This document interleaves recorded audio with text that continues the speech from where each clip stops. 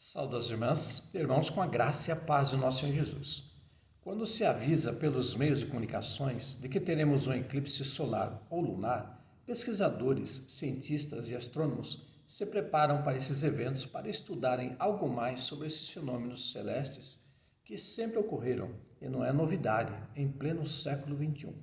No caso aqui, abordaremos o eclipse solar de 16 de maio de 2022, que chamou a atenção por ter dois fenômenos, o conhecido como da superlua e também o da lua sangrenta ou avermelhada. Esse evento celeste foi observado em todo o continente americano, norte, central e sul, na Antártida, parte da África e no Oceano Atlântico. E ainda hoje há quem não saiba o que é um eclipse lunar. Mas o que é ele? Para que ocorra um eclipse lunar, é necessário que haja uma estrela como o nosso Sol, que emite luz, e pelo menos dois corpos celestes, como o nosso planeta Terra e um satélite natural, no caso, a nossa Lua, sendo os dois astros iluminados que não possuem luz própria. Como sabemos, nós vivemos num planeta chamado Terra, que além do movimento de rotação em torno dela mesma, num período que dura 24 horas, e que produz a sucessão de dias e noites, ela também tem um movimento em torno do Sol, conhecido como translação, que dura 365 dias e 6 horas, e que forma o nosso ano. E em torno da nossa estrela chamada Sol, além da Terra, mais 7 planetas também giram ao redor dela: Mercúrio, Vênus, Marte, Júpiter, Saturno, Netuno e Urano. Plutão, desde 2006, foi rebaixado para planeta anão e não é mais considerado um planeta. Porém, a Lua não gira em torno do Sol, mas em torno da Terra, o nosso planeta. E assim, há ocasiões em que, quando a Terra fica entre o Sol e a Lua, ocorre o eclipse lunar, porque a sombra da Terra fica em cima da Lua. Por isso que vemos ela pouco a pouco escurecer até que volta a brilhar. E ela brilha porque os raios do Sol, da mesma forma que refletem em nosso planeta, também refletem na Lua. Por isso, de vez em quando, vemos uma sombra escurecer a Lua, porque a Terra ficou entre o Sol e ela. E para tirar a curiosidade de alguém, o eclipse solar é quando a Lua é que fica entre o Sol e a Terra. E aí, uma parte do nosso planeta é que fica escuro. Agora vejamos o fenômeno conhecido como a superlua. Mas o que é isso?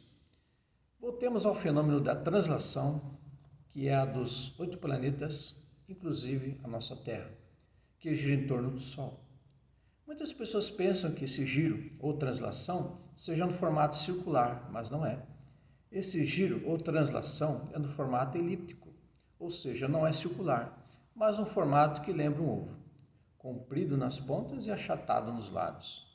E da mesma forma que os planetas, em suas órbitas ao redor do Sol, se aproximam dele e também se afastam em determinados períodos, a Lua também tem os mesmos períodos em que se aproxima e se afasta da Terra. De fato, com instrumentos astronômicos deixados na superfície da Lua, é possível saber qual a distância entre ela e a Terra durante a sua órbita, ao redor da Terra. Durante boa parte do ano, a distância média é de 384.400 km. Porém, quando a Lua se afasta da Terra, ela chega a ficar a 405.363 km de distância, o qual é conhecido como apogeu. E quando ela se aproxima, fica a uma distância de 357.448 km, o qual é conhecido como perigeu. E com a aproximação da Lua da Terra, ela parece ter ficado maior. E por que isso acontece? Como exemplo, é só ir a um ponto de ônibus perto de casa e observar o próximo ônibus chegar. Ele parece pequeno e conforme vai se aproximando até parar no ponto, ele fica bem maior. É a questão do ponto de vista, pois quanto mais longe, menor, e quanto mais perto, maior. Assim, quando a Lua se aproxima ao máximo da Terra, nós a vemos com aumento de até 15%. Claro que a luminosidade dela também aumenta em até 30%, ficando mais brilhante. E fica bem intensa quando temos o período da lua cheia. É o mesmo fenômeno que se dá à noite, quando nós vemos um ônibus se aproximando do ponto e está longe e de repente mais perto. Nisso, a luminosidade dos faróis vai aumentando. E por isso, a nossa impressão é de que a lua ficou maior. É por causa da aproximação dela que nós vemos ela maior e mais brilhante. Agora a pergunta é sobre a lua de sangue, ou a lua avermelhada, ou a lua sangrenta, que também ocorre. Mas como acontece de a lua ficar vermelha? De fato, a lua não fica vermelha, e nada acontece com ela durante esse fenômeno, que assustou muita gente no passado e assusta ainda hoje. Bom, esse fenômeno assustador que acontece não é perigoso. Ele acontece quando há o eclipse lunar e a superlua ao mesmo tempo. Como a lua se aproxima da atmosfera terrestre e os raios solares refletem sobre ela, eles alcançam a lua. E o fenômeno se dá porque apenas as cores de baixa frequência, como o vermelho, são refletidos nesse período. E por isso temos a impressão de ver a lua vermelha. Claro que só não dá para ver esse fenômeno se a noite estiver nublada. E no decorrer da história da humanidade, vários mitos foram criados quando ocorriam eclipses lunares e solares, e principalmente quando ocorriam os fenômenos da superlua e da lua sangrenta. Assim, várias religiões acreditavam que deuses estavam furiosos, haveria o fim do mundo, sinal de guerras e tragédias que aconteceriam e muito mais. Mas e o que a Bíblia relata sobre tudo isso? Em Gênesis 1,16, temos o seguinte relato sobre o Sol, a Lua e as estrelas. E fez Deus os dois grandes luminares, o luminar maior para governar o dia e o luminar menor para governar a noite. E fez as estrelas. Em relação ao Sol, o texto menciona que ele é maior do que a Lua. Ele é para governar o dia e a Lua para governar durante a noite. Porém, há questões sobre isso. Quando olhamos para a Lua e também para o Sol de manhã ou no fim da tarde, com a devida proteção, parece que são do mesmo tamanho, mas não são. Gênesis mesmo afirma que o Sol é maior do que a Lua. Como é isso? De fato, o Sol é muito maior mesmo do que a Lua. O tamanho do Sol é de 1.392.700 km de diâmetro. Já a Terra tem um diâmetro de 12.742 km. E a Lua, apenas 3.474 km. Esse é o tamanho do Sol gigantesco em relação ao tamanho da Lua, porque enxergamos os dois astros do mesmo tamanho no céu. É por causa das distâncias de ambos na Terra. E novamente tem a ver com o ponto de vista. Observamos dois ônibus iguais de uma mesma empresa. Um está parado diante de nós no ponto, e outro está 2 pontos antes, lá no horizonte. Assim, ambos têm os tamanhos diferentes para nós, mas eles têm o mesmo tamanho perto.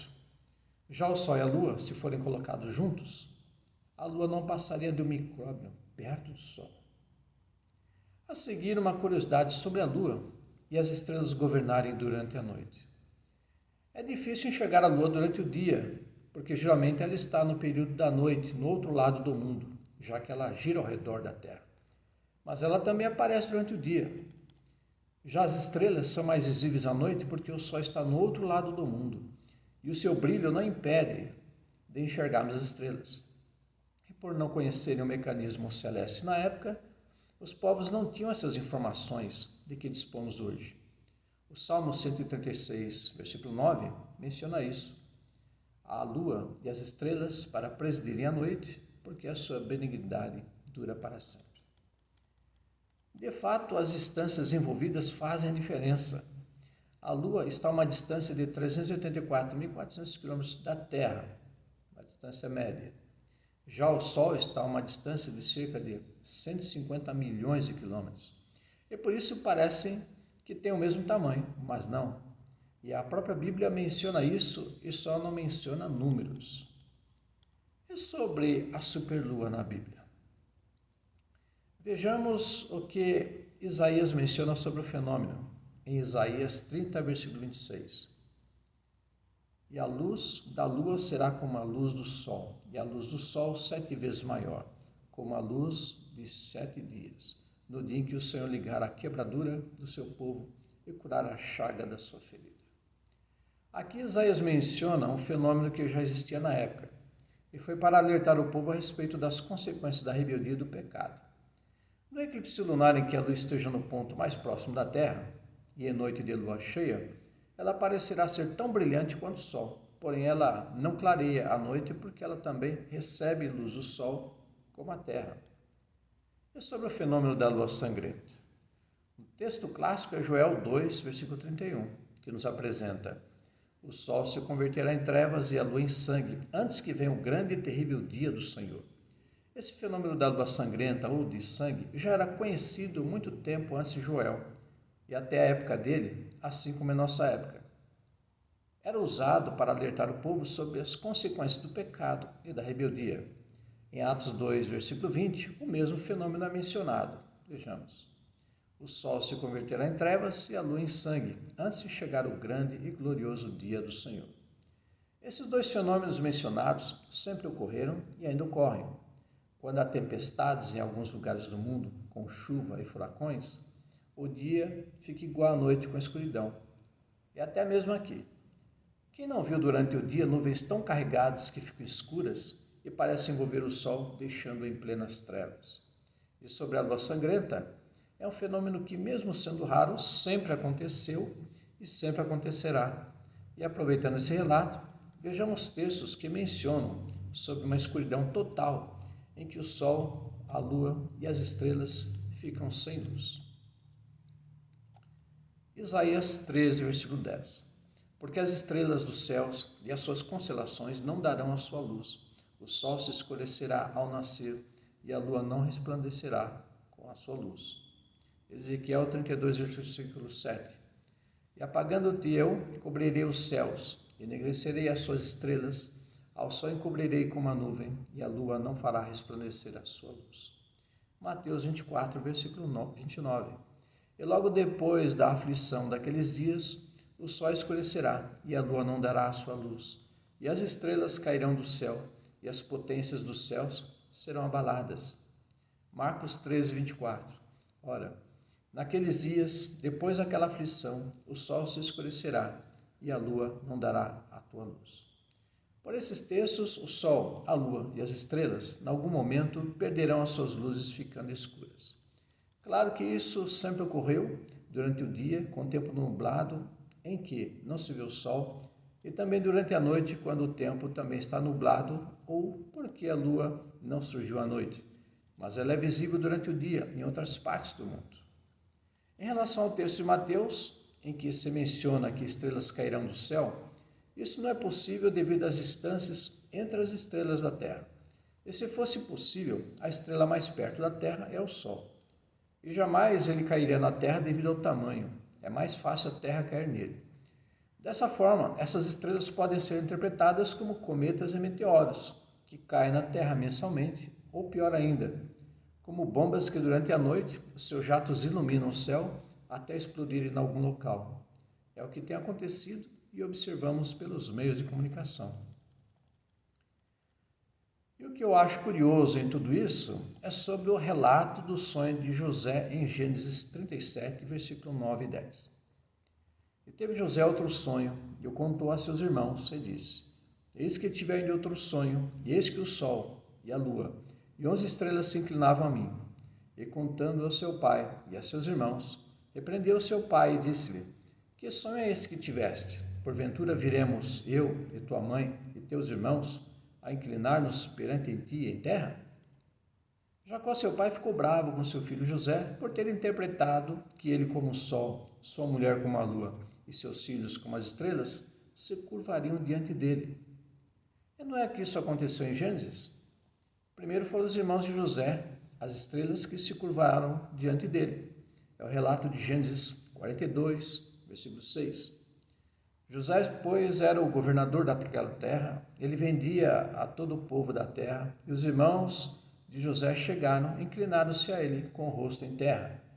Algum tempo depois, quando José apresentou seu pai Faraó, embora o texto não mencione, como todos os súditos, Israel com sua mulher devem ter se curvado diante de Faraó em sinal de respeito. É claro que José, sendo o segundo em comando no Egito, estava presente, e diante dele também se curvou. É o relato de Gênesis 42, versículo 6.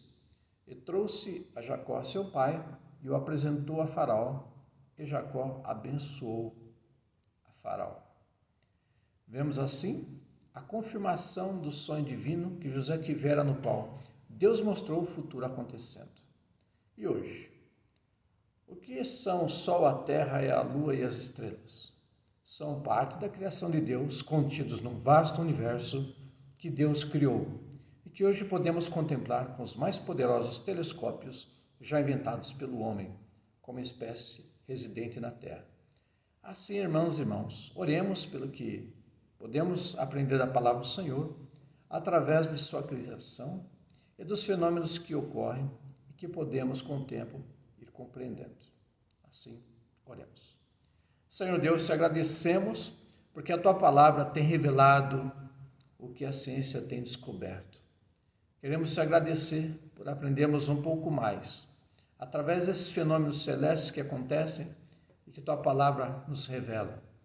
Assim te agradecemos pelo que aprendemos, no nome do teu Filho Jesus. Amém. Um abraço fraternal em Cristo Jesus, minhas irmãs e meus irmãos, que esse vídeo esteja sendo edificante para todos nós. Amém.